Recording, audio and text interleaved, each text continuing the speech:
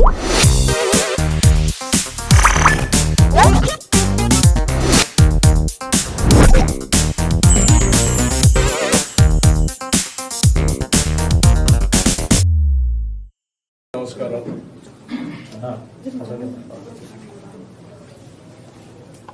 ముఖ్యమంత్రి కె చంద్రశేఖరరావు గారు మాట్లాడేటువంటి మాటలు అతని నిరాశ నిస్పృహలు స్పష్టంగా కనిపిస్తా ఉన్నాయి. సిఎల్పి నాయకుడు పర్యటన చేస్తా ఉన్నాడు. ఆ పర్యటనలో స్పష్టంగా చెప్తూ వస్తా ఉన్నాం, నేను చేపట్టినటువంటి యాత్ర క్షేత్రస్థాయిలో ప్రజల్ని కలిసి ముఖ్యంగా నీ గురించి మాట్లాడుతూ ఉంటే వెంబేలెత్తుతా ఉన్నాం. నేను చెప్తా ఉన్నాను, సాగర్లోకి వెళ్ళి ఏం మాట్లాడావు? సిఎల్పి నాయకుడు పర్యటన చేస్తా ఉన్నాడు, ఏంది అని అడుగుతా ఉన్నాను. నేను చాలా స్పష్టంగా చెప్పదలుచుకున్నాను, ప్రతిపక్ష నాయకుడిగా మా బాధ్యతే ప్రజల్లో ఉండి ప్రజల సమస్యలు తెలుసుకొని ఆ సమస్యల్ని చట్టసభల దృష్టికి తీసుకొని వచ్చి చట్టసభల్లో నువ్వు చేసేటువంటి తప్పుడు పనులన్నింటినీ కూడా ఎండగట్టమే మా పని. 7 ఏళ్లు ముఖ్యమంత్రిగా ఈ రాష్ట్రానికి ఏం చేశావు? దోపిడీ, దౌర్జన్యం తప్ప ఇంకేమైనా ఉందా? ఒక్క ఉద్యోగం ఇవ్వలేదు. ఉద్యోగస్తుల గురించి, నిరుద్యోగుల గురించి వదిలేదు. ఆ తర్వాత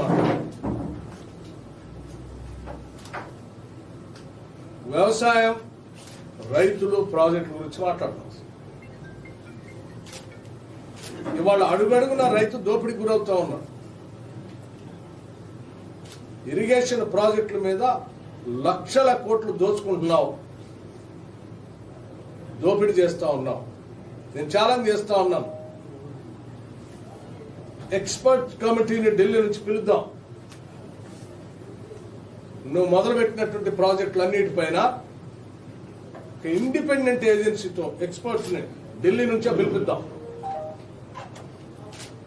ఈ ప్రాజెక్టులన్నిటిపైన ఎంక్వైరీ చేద్దాం. ఆ ప్రాజెక్టుల పైన నిగ్గు తెలుద్దాం. దాని ఖర్చు ఎంత, నువ్వు పెట్టిన ఖర్చు ఎంత. సాగర్ పోతావు, సాగర్ ద్వారా లక్షలాది ఎకరాలకు నీళ్లు ఇస్తా ఉన్నారు కట్టి ఆనాటి మహానుభావులు. నీళ్ళిచ్చే ప్రాజెక్టులు దగ్గర పోయి ఇది తప్పు చేశావు, కింద ఎక్కడో 6 కిలోమీటర్ల కింద కట్టారంటున్నావు. నువ్వేం చేస్తా ఉన్నావు? ఈడ డాక్టర్ బాబాసాహెబ్ అంబేద్కర్ ప్రాణహిత చేవేళ్ల ప్రాజెక్ట్, ఇక్కడ ఆనాటి కాంగ్రెస్ ప్రభుత్వాలు మొదలు పెడితే దాదాపు 10,000 కోట్ల రూపాయలు దాని మీద ఖర్చు పెడితే దాన్ని వదిలేసి, గాలికి వదిలేసి 100 కిలోమీటర్ల కింది తీసుకుపోయి, నువ్వు 6 కిలోమీటర్లు ఆడ కింది తీసుకుపోయి అన్యాయం చేశారు. నువ్వు 100 కిలోమీటర్ల కింది తీసుకెళ్లేవాడా?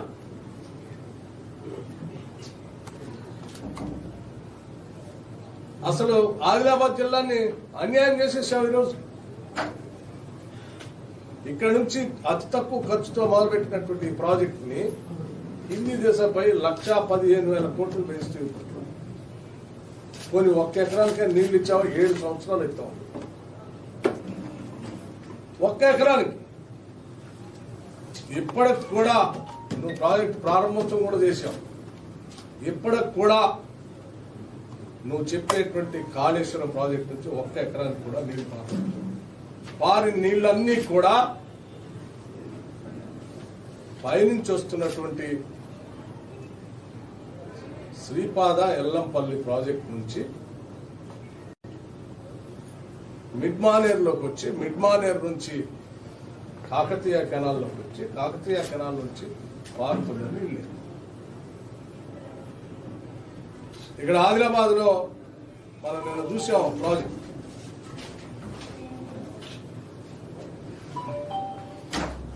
ఆ ప్రాజెక్ట్ నుంచి వచ్చే నీళ్లు అందులోకి వచ్చి అక్కడి నుంచి శ్రీపాద ఎల్లపల్లి నుంచి మళ్ళీ కిందికి వస్తున్నాయి తప్ప నువ్వు తెచ్చింది ఏమి లేవు అసలు ఇంతవరకు.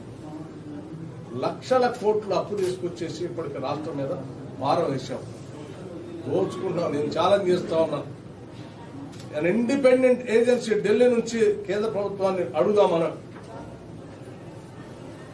నువ్వు ఇప్పటి వరకు చేసిన ప్రాజెక్టుల మీద ఖర్చు, ఆ ప్రాజెక్టుల మీద వచ్చిన నీళ్లు రాబోయేది ఉందా లేదా ఇండిపెండెంట్ ఏజెన్సీతో ఎంక్వైరీ చేస్తాం.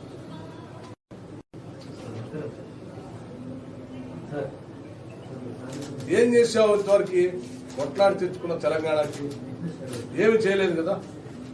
ఇంకా మాట్లాడితే నేను పెన్షన్ ఇస్తున్నా, పెన్షన్ ఇస్తా, ఏంటి వచ్చిన పేదవాళ్ళ పెన్షన్, కొత్త పెన్షన్స్ ఇంతవరకు లేవు.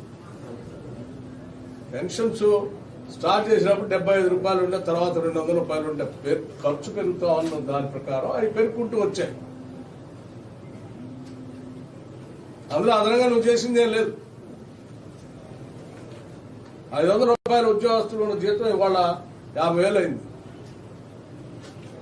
ఆ రేషియోలో పెరుగుకుంటూ వచ్చిందని నేను 2,000 ఇస్తున్నా అంటే 2,000 కూడా చాలా మంది కట్ చేసి ఇస్తా ఉన్నారు. మాట్లాడితే నోరు తెరిస్తే అబద్ధాలే కదా. నోటుకు వచ్చినట్టు మాట్లాడు.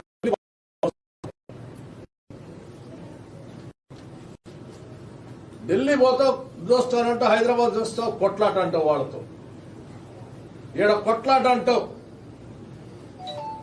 ఢిల్లీ పోతావు సాగిలు పడతావు దోస్తానంటావు. ఏంది ఇది? 2 నాలుకల ధోరణి. నేను చెప్తా ఉన్నాను, నాగార్జున సాగర్ ఉప ఎన్నిక ఫలితాలతో నీ పతనం మొదలవుతుంది. భారీ మెజార్టీతో గెలబోతా ఉన్న కాంగ్రెస్ పార్టీ నాగార్జున సాగర్ ఎన్నిక 3 నల్ల చట్టాలు తెచ్చారు వ్యవసాయ రంగానికి సంబంధించి. ఈరోజు దేశంలో జరుగుతున్నటువంటి పోరు, ఏ సమావేశంలో పోయినా రైతుల ఆవేదన చూస్తా ఉంటే అల్లాడిపోతా ఉన్నా.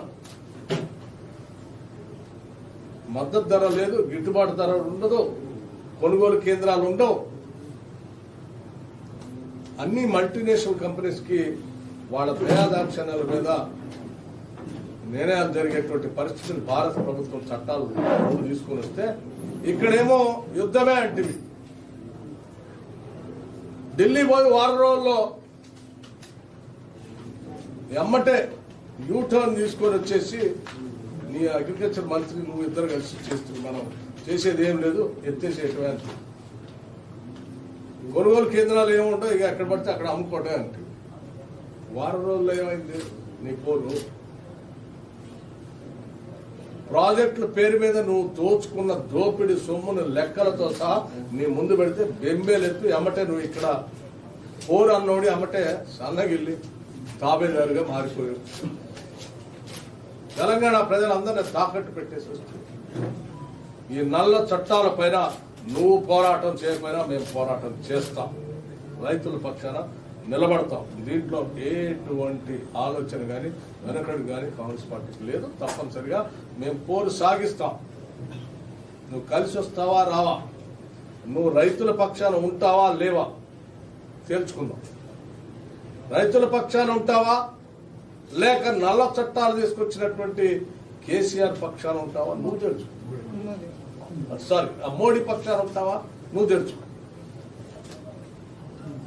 మీ ఇద్దరు తేల్చుకోవాల్సిన అవసరం ఉందని నేను సందర్భంగా చెప్తా ఉన్నాను. అన్నిట్లో అన్ని ప్రాజెక్టులు నువ్వు ఎస్కలేట్ చేసి కమిషన్లు తీసుకొని ఇరిగేషన్ ప్రాజెక్టులో విపరీతమైన దోపిడీ చేసిన లెక్కలన్నీ ఢిల్లీలో వాళ్ళ దగ్గర ఉండేవారికి, అక్కడ పోయి వారు నువ్వు యుద్ధం అని ఆడిపోయే కాగితాలు నీ ముందు పెట్టేవారికి ఏదో తెల్లూసిరి పెట్టిన పావులాగా ఎమ్మటే కింద పడుకొని వచ్చేసి ఏం లేదని చేతులు దుడుకుంటే కాంగ్రెస్ పార్టీని తిరుగుతా ఉంటాం. ఇది చాలా ప్రమాదం. నువ్వు చేసేటువంటి కోరి తెచ్చుకున్న తెలంగాణ రాష్ట్రంలో కోట్లాది రూపాయలు పేద ప్రజలకి చెందాల్సినటువంటి రైతాంగ సోదరులకు చెందాల్సిన డబ్బుని నువ్వు దోచుకుంటూ దోపిడీ చేస్తా ఉంటే చూస్తూ ఊరుకోవటానికి కాంగ్రెస్ పార్టీ సిద్ధంగా లేదు. సిఎల్పి నువ్వు ఎన్ని మాటలన్నా ఏం చేసినా మేము వాచ్ డాగ్ లాగా ఉంటాం. దీంట్లో రెండో ఆలోచన లేదు. కేసీఆర్ నాగార్జున సార్లు మేము గెలుస్తా ఉన్నాం. ప్రజలు తిరుగుబాటు చేసే రోజులు చాలా దగ్గరలో ఉన్నాయి, ఏం సందేహం లేదు. కాబట్టి తప్పనిసరిగా నువ్వు ఏం మాట్లాడినా ఎక్కడ ఏం మాట్లాడినా కానీ నీ సంగతి తేల్చడం కోసమే ఈరోజు సిఎల్పి పక్షాన మేము ఈ యాత్ర చేపట్టాం. నువ్వు ఒక్కరోజు పర్యటనకే బెంబెలెత్తే వాస్తవాలు బయటకు వస్తూ ఉంటాయి. ఒక్కరోజు దానికే ఇంకా చాలా రోజులు ఉంది. ప్రతి జిల్లాలో వాస్తవ విషయాలు బయటకు వస్తూ ఉంటే నీ సంగతి రాష్ట్ర ప్రజలు నేను మాట్లాడలే సమావేశాల్లో, ఆయా ప్రాంతాల్లో ఉన్నటువంటి రైతులతో మాట్లాడిస్తా ఉన్నాం. రైతులు వాళ్ళ ఆవేదన బాధ గాథలు చెప్తా ఉంటే తెలుస్తా ఉన్నాం. మేము ఎప్పటికి కూడా నీకు ఛాలెంజ్ చేస్తా ఉన్నాం. ఇరిగేషన్ ప్రాజెక్టు పైన నువ్వు చేసిన దోపిడికి నేను చర్చకు సిద్ధం. ఒక్కొక్క ప్రాజెక్ట్ పైన నేను సిద్ధం. ఇటు గోదావరి మీద చేపట్టినటువంటి ప్రాజెక్టులు కానీ కృష్ణానది పైన చేపట్టిన ప్రాజెక్టులు కానీ ఎంత పెద్ద ఎత్తున దోపిడీ జరిగిందో నువ్వు చర్చకు వస్తే ఆ చర్చలో నేను మాట్లాడి నిరూపించడానికి కూడా సిద్ధం. ప్రతిపక్ష నాయకుడిగా నేను సిద్ధంగా ఉన్నాను. నా పనే వాచ్ డాగ్ లాగా ఉంటాం. ప్రజాస్వామ్యంలో ప్రతిపక్ష నాయకుడు పాత్రే వాచ్ డాగ్ లాగా ఆయా రాష్ట్రాల్లో ప్రజలు పడుతున్నటువంటి ఇబ్బందులు గమనించి వాటిని ప్రభుత్వ దృష్టి చట్టసభల దృష్టికి తీసుకొని వచ్చి ఆ సభల ద్వారా ఈ రాష్ట్ర ప్రజలకు న్యాయం జరిగేలా చూడటమే నా పని. ఆ పని చేస్తా ఉంటే ఎందుకు బెంబేలెత్తా ఉన్నావు?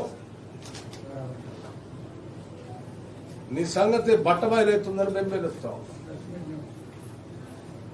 కాళేశ్వరం ప్రాజెక్టు ఎన్ని కిలోమీటర్ల కింద కట్టాడండి? బాబాసాహెబ్ అంబేద్కర్ ప్రాణేత చేయబడిన ప్రాజెక్టు మొదలుపెట్టింది అక్కడ. నువ్వు ఎన్ని కిలోమీటర్ల కింద అక్కడ నుంచి పంపు చేసుకుంటూ తీసుకొని వస్తా అని చెప్పి ఒక్క చుక్క నీరు కూడా ఈనాటి వరకు కూడా ఒక ఎకరానికి పొలానికి నీళ్ళు ఇవ్వచ్చు. 7 సంవత్సరాలు అయిపోతుంది. చర్చ సిద్ధమేనా? ఇది నేను సిద్ధం చర్చకి ముఖ్యమంత్రితో లెక్కలతో సహా చెప్పడానికి నేను సిద్ధంగా ఉన్నాను. నువ్వు సిద్ధంగా ఉన్నావు నేను అడుగుతా ఉన్నాను.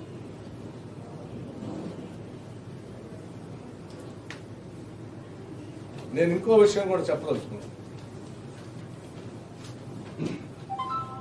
ఇరిగేషన్ ప్రాజెక్ట్స్ అన్నిటిపైన ఒక ఇండిపెండెంట్ ఏజెన్సీతో ఎంక్వైరీ చేపిద్దామా?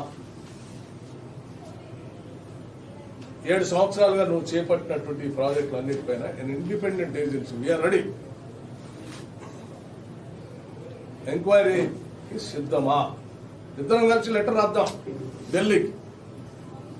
ప్రతిపక్ష నాయకుడిగా నేను, ప్రభుత్వ పరంగా మీరు, ఇద్దరం కలిసి ఇండిపెండెంట్ ఏజెన్సీస్ ఉన్నాయి ఢిల్లీలో చాలా. విజిలెన్స్ వాళ్ళు ఉన్నారు, సిబిఐ వాళ్ళు ఉన్నారు, అసలు మొత్తం ఏజెన్సీస్ వాళ్ళందరికీ లేఖనం ఈ ప్రాజెక్టులు అన్నింటి మీద ఎక్కువ చేయండి అని ఇండిపెండెంట్ ఏజెన్సీ రాష్ట్ర ప్రజలకు తెలియజెప్పాలి. ఎందుకు బెంబేలెత్తా ఉన్నావు? ఒక్కరోజు మా పర్యటనకి నువ్వు ఎందుకు బెంబేలెత్తున్నావు? ఇంకా చాలా రోజులు ఉంది. ముఖ్యమంత్రి గారు నోటికొచ్చినట్టు మాట్లాడటం కాదు, లేకపోతే నీ చుట్టూ పోలీసులు ఉన్నారు కదా,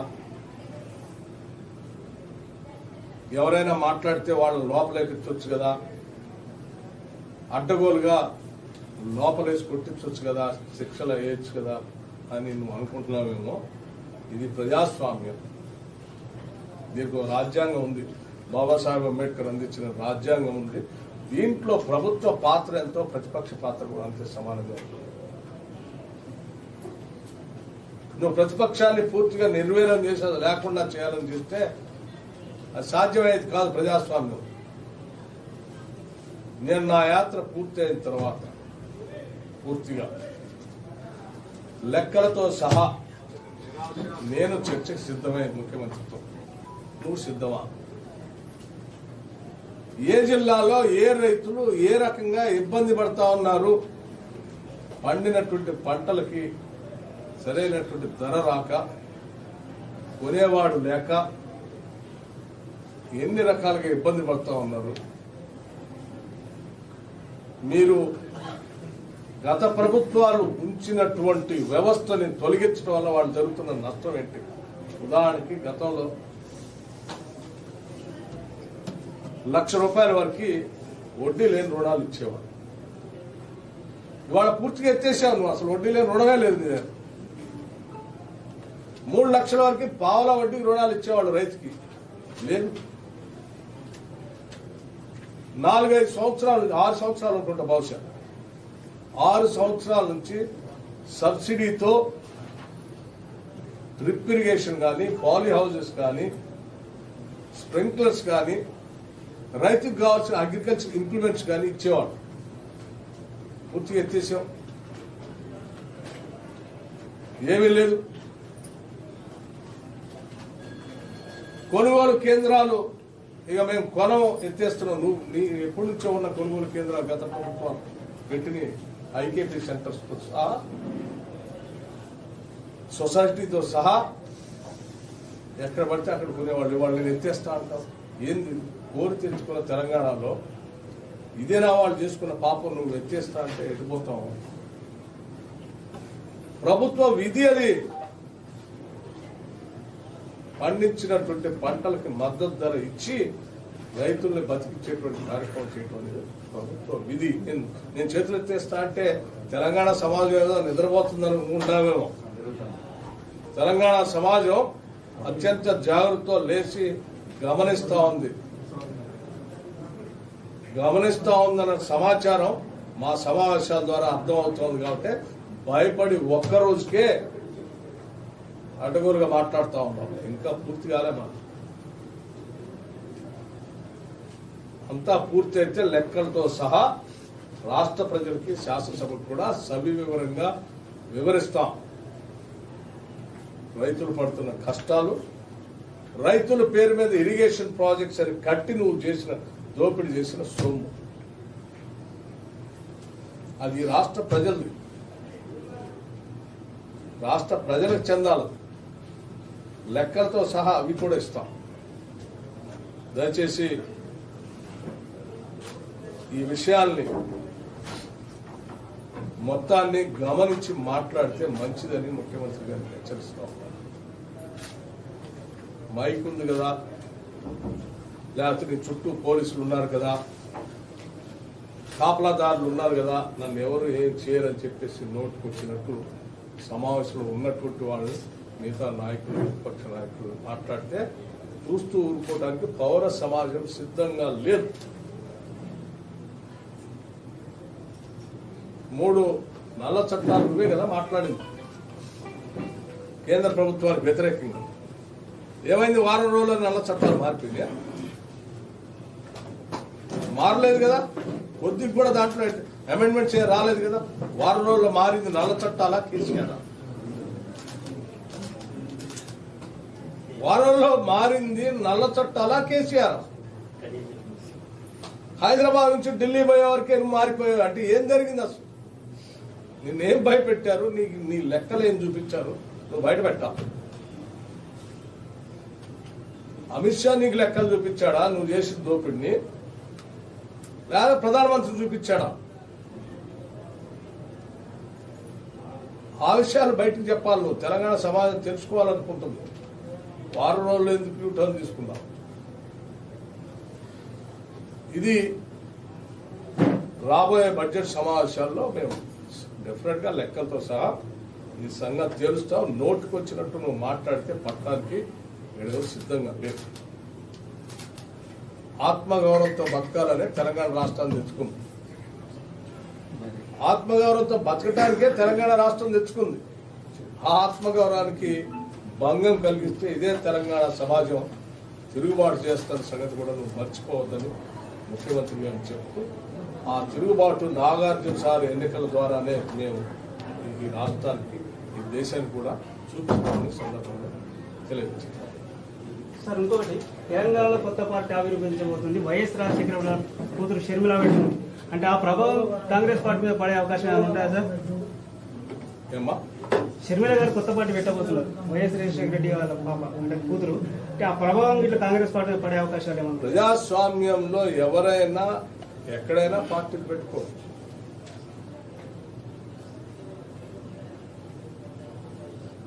as simple as it is.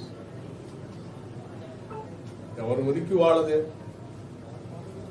Telangana రాష్ట్రం ఇచ్చినటువంటి కాంగ్రెస్ పార్టీ, నిన్న ముఖ్యమంత్రి గారు కూడా ఏదో మాట్లాడుతూ ఉన్నారు, తెలంగాణ తెచ్చిన ఉండి నేను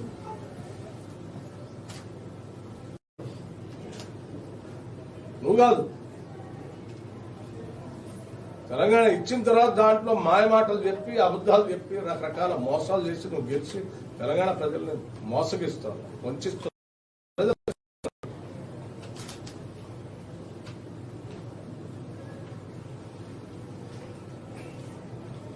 సార్ ఏదైతే నిన్న సభ సిఆర్పి గారి పైన సభ అంతా అలియా సభ జరిగింది.